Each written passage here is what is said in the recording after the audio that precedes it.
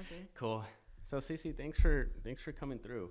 I really appreciate it. Like we were talking earlier before it started. It's been a minute. It's been a hot minute. I wanted to ask you first question is like, how did you get interested in being a DJ? I've always been into music and going to festivals, and I think I started off going to raves back in the day, like 2009. And then when I was in college, I went to Hard Fest. Oh, I love that one. Day of the Dead, the hard Halloween one. Mm-hmm. And then just going to festivals, I fell in love with that. And I think what really set it off for me was going to my first Coachella, which was in 2014. Oh. That literally just like blew my mind. And I was just like, my heart is in the music industry, but I went to college for something else. And I just focused on having a full-time job after I graduated, and I realized that I was unhappy and I felt unfulfilled, and I felt like I can't be creative, and I don't like that. I don't like being told like you have to dress like this, you have to dress in office attire, you can't express yourself, you can't wear like my first job was at In-N-Out, and I was 16. I wasn't allowed to color my hair, I wasn't allowed to have nails done, I wasn't allowed to do anything. So for me to continue that with an office job, I'm just like, I really want to be creative and express myself. And I just didn't like the environment. I just felt like I wasn't really thriving in it. And so while I was working, I would listen to SoundCloud, listen to mixes, watch YouTube videos to inspire myself to quit. And finally, I just got the courage to do it like 3 years later. It took me 3 years to get the courage to leave. And that's awesome. It's been a crazy journey. That's awesome. And the reason why I say that is I'm kind of like in that same boat right now. Yeah. I feel like this is something that a path that everybody falls into. It's like you graduate from high school and then you go into college, you get your degree, and then you go out and you get a job, and you are kind of a cog. We're all kind of like cogs in the machine. Yeah. And when you're working for a corporate office or a company that doesn't let you express your creativity, that sucks, because when we're born, we're like super creative. We draw and we color and we sing, and then it kind of gets beaten out of us. And this is a sad fucking story, but I remember this, that my younger cousin, she used to sing really well in the car. And one day I'm just like, dude, shut up. I told her like, shut up. Like, you suck. Shut up. And that's so bad. Yeah.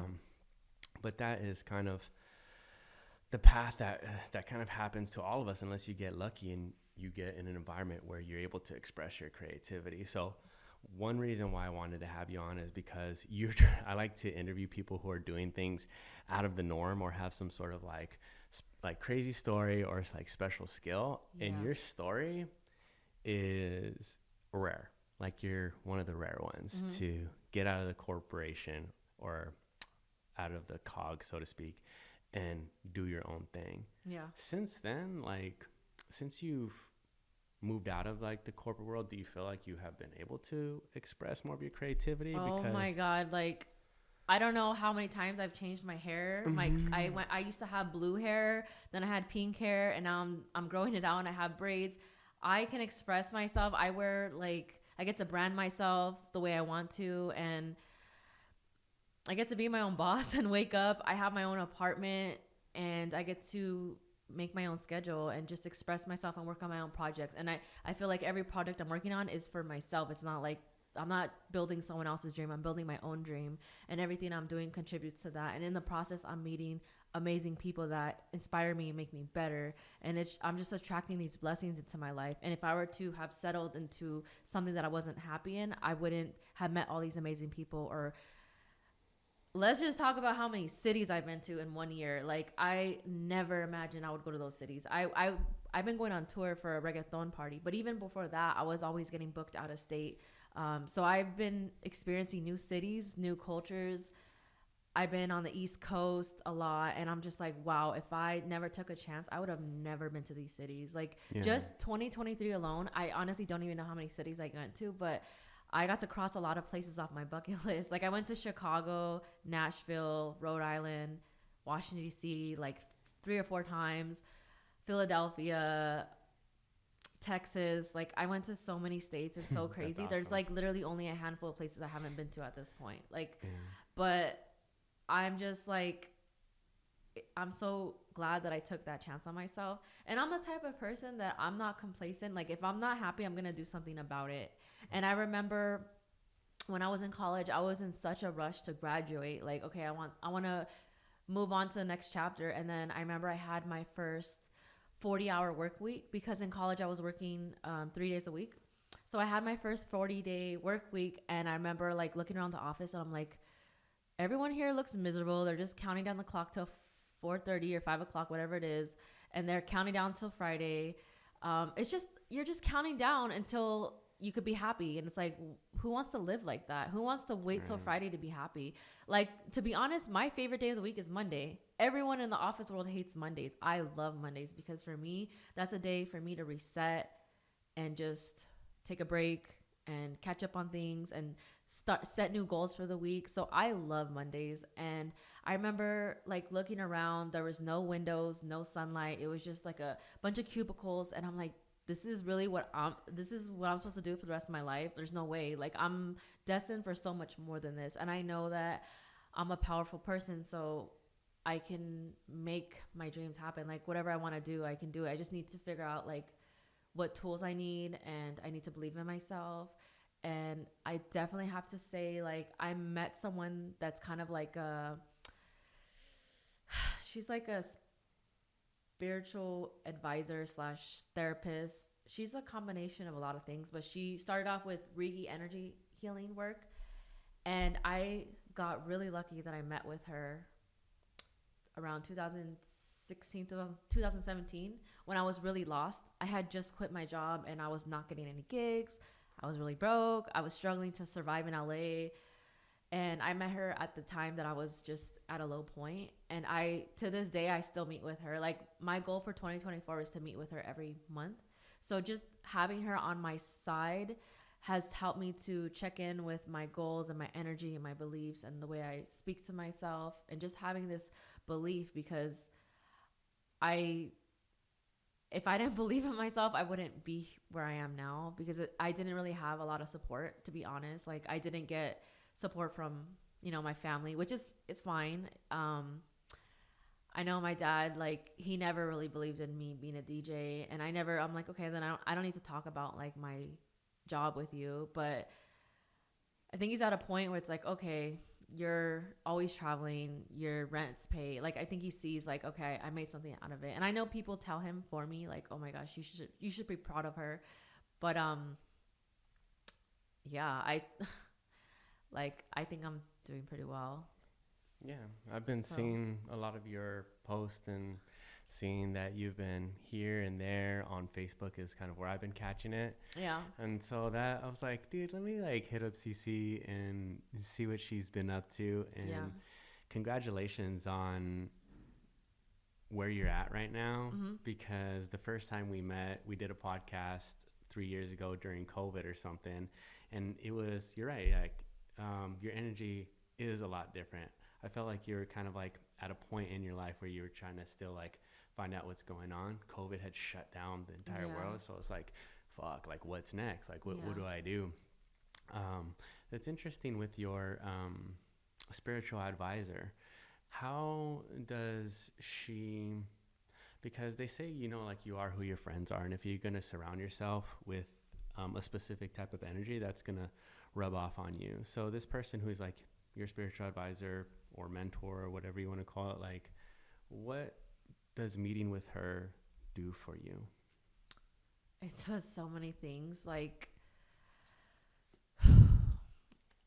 she helps me to heal, first of all, a lot of things, so that I can be the best version of myself and be a positive person. And every year I'm meeting her for different things, whether it's she's like a life coach. So it's like whatever I need help with, whatever I need to talk about, we work on it. And then she introduced me into EFT, which is a type of therapy used on I think the military or something like that. But it's supposed to help with your nervous system. And then she'll recommend books for me that are relevant to what I want to work on for that moment. Mm-hmm. So right now, I met with her for like a lot of things, just everything, from my childhood to my relationship to my career. What's most recent that we're talking about is me diving into production and just having the belief in myself to do something that feels so scary and overwhelming. Like I've already stepped out of my comfort zone so many times, and this is like the new stepping out of my comfort zone for me. Okay. I remember she brought up me streaming on TikTok or just streaming, live stream in general, and I was just not comfortable doing that because I felt like it wasn't for me. But I've already done that, and it's been it's been going well. So now it's like I'm diving into something else, and so we're just kind of working on believing in myself and not having any limited beliefs. So not thinking like I can't be a woman that has a family and has everything and also has a career, because most people say like once you have kids you're like your career is over, and so that's like a limited belief that I've been told many times, and I'm just like I don't want to have to pick between like starting a family and having a career. So Gotcha. I've been, yeah, she's kind of reminded me that I could literally have it all. So This yeah. is very important for Yeah. for people to hear, because like we were talking about, you go into college, you get into the workforce, and you're like constantly being told people's beliefs. Yeah. You don't get any time to like think for yourself. Yeah. And as creators, we can really create, like, this microphone was created out of somebody's thoughts. Yeah. You know, everything that we're sitting in people's thoughts right now that just created and made this shit happen. Yeah. Somebody had to be the first person to fucking invent the microphone or something like that. Like, that's nuts. I mean, so that is very important, to be able to have some time to get outside of other people's thoughts and take a critical think for yourself, and then to be supported in that critical thinking, creative thinking with people who are in sort of like in that, I guess, same mindset, not necessarily in the same industry, but just in the same mindset. Yeah. And there's a powerful momentum that kind of like pushes you forward when you're with a group of people like that. So yeah, definitely. that's fantastic. So let's talk about the travel. It's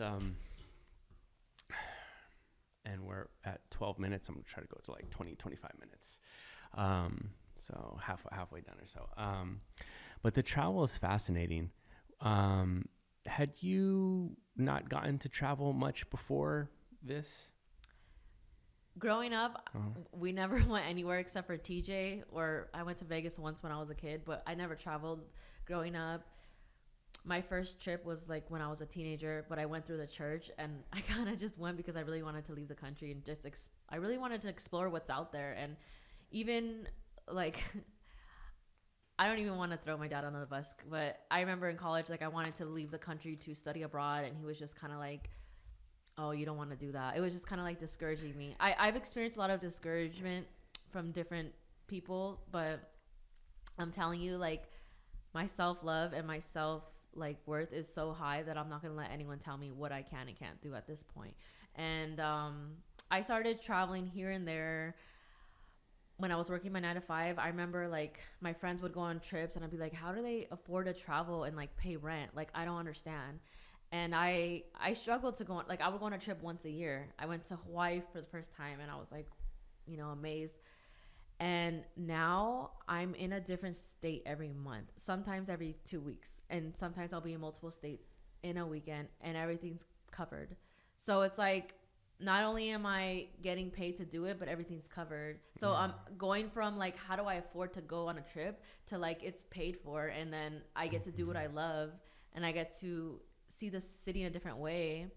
And I've just, you know, it's amazing. Like, to me, like going to Washington DC, I went last January, and I was just kind of like, wow, like my career brought me here. I'm looking at the Washington Monument, like never in a million years did I think I would see these statues. Like, I never thought I'd go to Washington DC, and now I go there like a lot. That's probably one of the cities I go to the most, and that's, to me, that's crazy. Like, I never imagined that for myself. That's like, so cool. Yeah. And just like, you know, there's a lot of small towns in this country, so I still think it's cool to go to them. I know they're like, oh, you're from LA, how could you ever think this small town's cool? And I'm just like, because like I'm used to LA, I like to experience different things. And there's a demand for music everywhere you go. And even let's say we have another pandemic, like there's never gonna be a lack of people that want music. Like music is always gonna be something that people want. Like I feel like when I'm live streaming, it's like I'm making people happy on a different level instead of being at the club and people are there to like drink and let go of their 9 to 5 responsibilities and just let loose for a night. But when I'm live streaming, it's like I can make people happy that are stuck at home watching their kids, or they're not feeling well, they just had, like, I have different people in my lives, and I had one of them that was a truck driver, and it's like, oh, it's my birthday, like you're making my night. And it's just like, to me, like that's a whole nother level of me feeling fulfilled, because I feel like I'm bringing joy to people, like, and I'm doing it through this live streaming, which I was scared to do before, but I was like, you know what, just do it. And it's been so fulfilling for me. Like I feel like really happy when I do it, because I know I'm making people happy wherever they are. Like, so it's a cool experience. That's awesome. Yeah. Yeah, I respect what you're doing so much.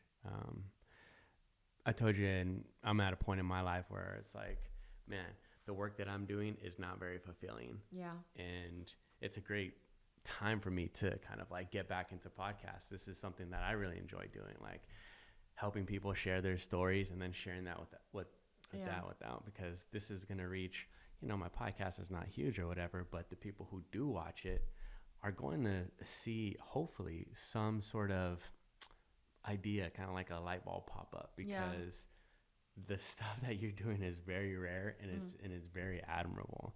So it's definitely much appreciated.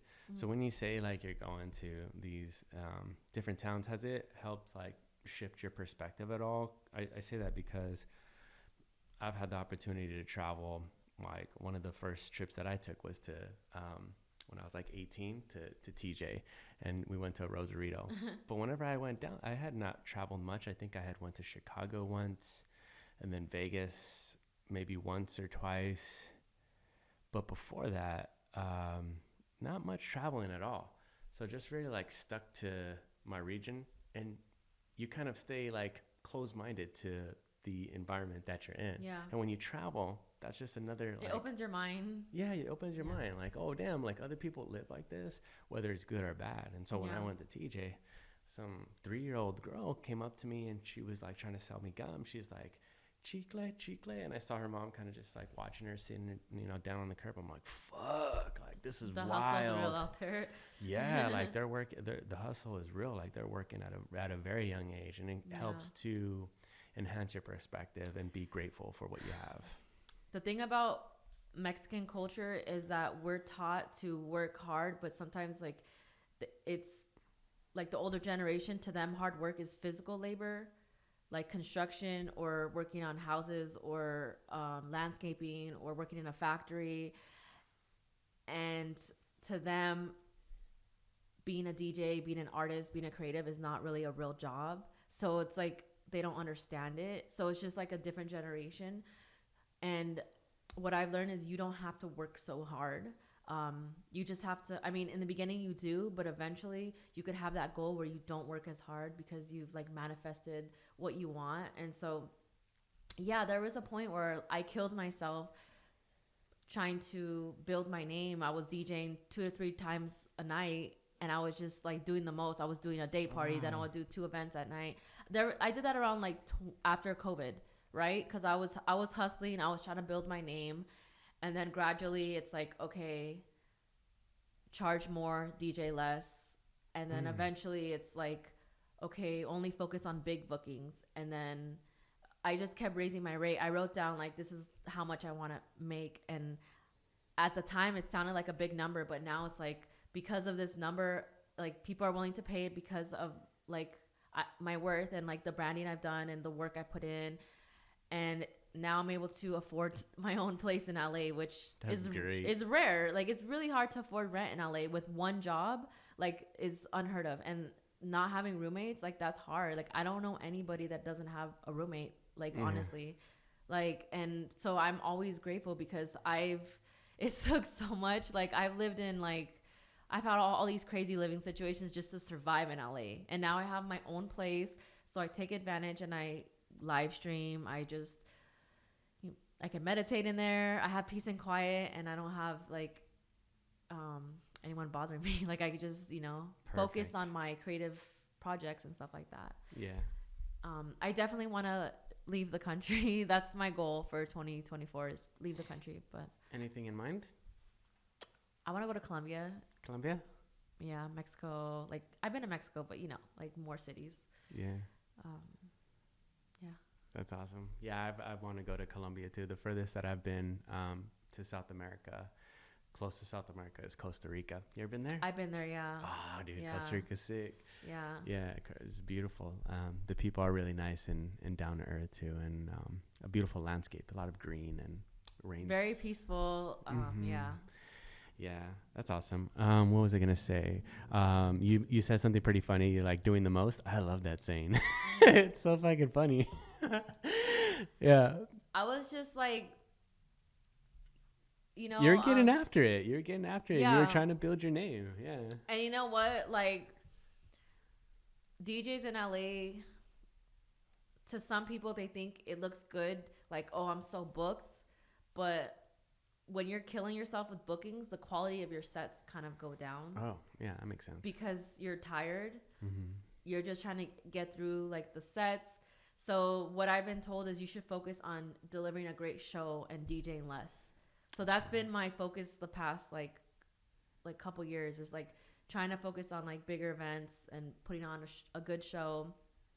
And this year is, I want to be a little bit more exclusive to the type of venues I DJ at. And when I'm home, I can focus more on content and learning to produce. So eventually I want to play Insomniac events, which I don't know if you know what that is, but they're the ones that throw EDC and all those festivals, which is crazy because I started off going to festivals and now you were on a hard card. Yeah, Hardfest. Yeah. So that was my first festival like that. And I think I went the day after because I've been going to EDC for a long time. When I went to Vegas, I went for a couple years, but then I was just like a little bit older and it was just kind of hard there. I'm like, dude, this is too much out there. But so now I go to Hard because it's a local event. It was in San Bernardino for several years and now it came back to LA. So I'm like, that's great. I love doing that, once a year, just fucking going ham. But like talking about those types of gigs, how do you go about doing that? Is social media like a big way to get on and noticed by people, or is it more like in-person networking when you're at these? I would say social media. And the person that booked with me, I work with her husband. Like I do events with her husband, so she already knew who I was and she's kind of seen my growth. But moving forward, if I want to do any other type of Insomniac events, I definitely have to prioritize production. So that's kind of like starting this week, I'm gonna focus more on learning how to produce more and stuff like that. And produce then music. Also TikTok is very important. I was told this before. I didn't really think it was that serious, but TikTok is important. I think it's more important than Instagram. And so I'm just trying to figure out like what it takes to get booked at Insomniac, and that's kind of like where I'm shifting my energy to. Okay. Also trying to balance like, okay, I still have to DJ certain places to pay my bills, but it's a lot. For sure. Well, we're almost at about time, but Cece, thank you so much for your time. It was fucking very lovely to come and chop it up and see what you've been up to. I'll wish you the best in your production adventure, and I'm sure that you're gonna do well at that too. Thank you so much. Appreciate it. Cool. Thanks for having me. All right.